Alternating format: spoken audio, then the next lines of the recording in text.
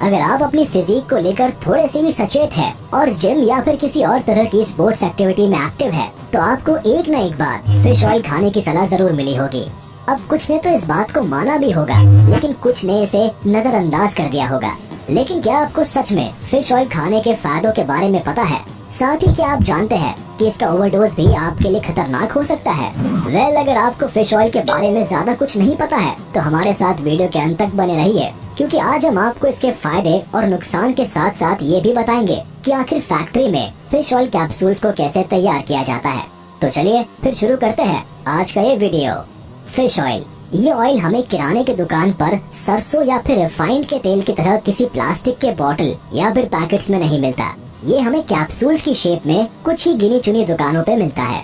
अब जैसा कि नाम से पता चल रहा है कि इसमें फिश का इस्तेमाल होता है, तो इसे मछली के उत्तकों यानी टिश्यू से बनाया जाता है। इसमें ओमेगा 3 फैटी एसिड, EPA यानी आइकोसेपेंटेनोइक एसिड और DHA यानी डोकोसेहेक्सेनोइक एसिड होता है, जो सही मात्रा में लेने पर हमारे लिए काफी फायदेमंद होता है। यही वजह है कि विश्व स्वास्थ्य संगठन यानी WHO भी हर हफ्ते 1-2 भाग मछली खाने की सलाह देता है। ऐसा इसलिए क्योंकि मछली में ओमेगा 3 फैटी एसिड होता है, जो वजन घटाने से लेकर हमारी स्किन, हेयर और बोन्स के लिए बहुत कारगर साबित होता है। साथ ही इससे कई तरह की गंभीर बीमारियां भी दूर रहती है। खास तौर पर हार्ट अटैक का खतरा कम हो जाता है। वैसे ओमेगा 3 के लिए फिश को इतनी ज्यादा तवज्जो इसलिए दी जाती है क्योंकि मछलियों से मिलने वाला ओमेगा 3 फैटी एसिड प्लांट से मिलने वाले ओमेगा 3 से कई गुना ज्यादा बेहतर होता है। लेकिन इसके कुछ नुकसान भी है, जिस पर हम बाद में चर्चा करेंगे। उससे पहले हम जरा उस सवाल का जवाब जान लेते हैं जिसका आप बेसब्री से इंतजार कर रहे हैं कि आखिर फैक्ट्री में फिश ऑयल बनता कैसे है। तो बता दे कि फिश ऑयल बनाने की शुरुआत होती है नदियों या फिर समुद्र से, यानी कि मछलियों को पकड़ने से। ऐसी मछलियाँ जिनमें प्रचुर मात्रा में ऑयल होता है, जैसे हेरिंग, ट्यूना, एंकोवीज और मैकरेल आदि। यहाँ फिश ऑयल मैन्युफैक्चरर सबसे पहले मछुआरों से इन मछलियों को खरीदते हैं, जिन्हें बड़े बड़े ट्रक्स के जरिए एक डिसेंट टेम्परेचर पर रखकर, जिससे कि ये खराब ना हो, फैक्ट्री में लाया जाता है। इसके बाद इनकी यहाँ अनलोडिंग की जाती है। फिर इन सभी मछलियों को अच्छे से साफ किया जाता है और 90 से 95 डिग्रीज के तापमान पर पानी में 15 से 20 मिनट तक के लिए उबाला जाता है। अब थोड़ी सॉफ्ट हो चुकी सभी मछलियों को स्क्रू की तरह घूमने वाली स्क्रू प्रेस नाम की एक मशीन में डाला जाता है। अब जैसा कि मशीन के नाम से समझ आ रहा है कि ये यहाँ मछलियों को अच्छे से प्रेस करने का काम करती है। तो प्रेस होने की वजह से होता ये है कि मछलियों में मौजूद पानी अलग हो जाता है और जो बचा हुआ हिस्सा होता है उसे एक अलग सेक्शन में निकाल लिया जाता है, जिसे एक तरह का केक कहा जाता है। इसे कन्वेयर की मदद से और ज्यादा सुखाने के लिए फैक्ट्री के ड्राई आउट सेक्शन में भेज दिया जाता है। यहाँ करीब 75 डिग्री पर इसे और सुखाया जाता है। अब इस प्रोसेस के बाद जो ड्राई फिश का चूरा होता है उसे एक ग्राइंडर में भेजा जाता है, जो उसे जरूरत के हिसाब से फाइनली ग्राइंड कर लेता है। अब इन सब प्रोसेसेस से गो थ्रू होने की वजह से ये काफी गर्म हो जाता है, जिस वजह से इसे कुछ देर रूम टेम्परेचर पर ठंडा किया जाता है। अब ठंडा हो जाने के बाद इसे सेग्रीगेशन सेक्शन में भेजा जाता है, जहाँ जरूरी और गैर जरूरी पार्टिकल्स को अलग कर लिया जाता है। इस दौरान जरूरी पार्टिकल्स की क्वालिटी को भी अच्छे से चेक किया जाता है।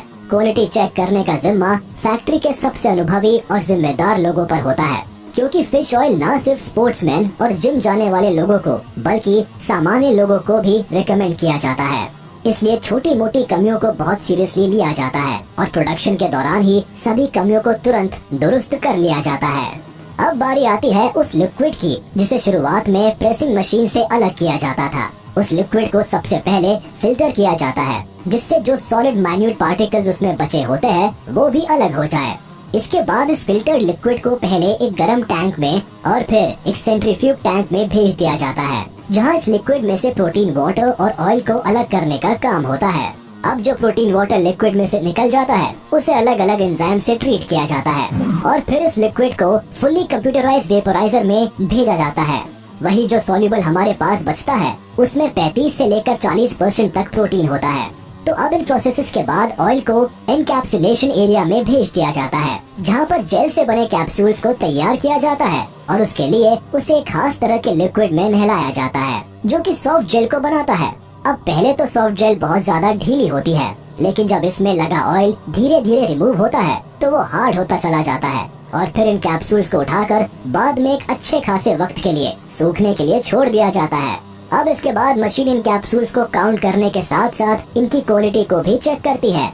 दिलचस्प बात यह है कि फिश ऑयल बनाने वाली फैक्ट्री में एक दिन में करीब 50 मिलियन फिश ऑयल कैप्सूल्स बनाए जाते हैं। वही क्वालिटी चेक में हर पैमाने पर खरा उतरने के बाद फिश ऑयल को ग्रेड के हिसाब से नाम दिया जाता है, जैसे refined fish oil, blown fish oil, sulphited fish oil और विंटराइज्ड फिश ऑयल। जिसके बाद अंत में बारी आती है कैप्सूल्स को बॉटल में पैक करने की, जिसके लिए लेबल लगी बॉटल्स को कन्वेयर के जरिए एक नोजल के नीचे लाया जाता है, जहां से counted number of capsules bottle में गिरती चली जाती है। और फिर फैक्ट्री में सारा काम खत्म हो जाने के बाद इन्हें नजदीकी फार्मेसी शॉप तक भिजवा दिया जाता है। अब वैसे तो एक शख्स को 250 से 500 mg के बीच में ही फिश ऑयल कैप्सूल खाने की सलाह दी जाती है, लेकिन अगर आप इसके फायदों से इम्प्रेस होकर इसे जरूरत से ज्यादा कंज्यूम करते हैं तो आपको इसके कुछ दुष्परिणाम भी झेलने पड़ सकते हैं, जैसे नाक से खून आना, शरीर पर रैशेस होना, डायरिया, बदहजमी या फिर उल्टी की शिकायत हो सकती है। इसलिए फिश ऑयल को दिन में कितनी मात्रा में और कब खाना है, इसके लिए एक बार अपने डॉक्टर की सलाह जरूर लें, ताकि ये हेल्दी चीज आपके लिए अनहेल्दी साबित ना हो जाए। तो चलिए दोस्तों, how fish oil is made in factory का ये वीडियो यही खत्म होता है।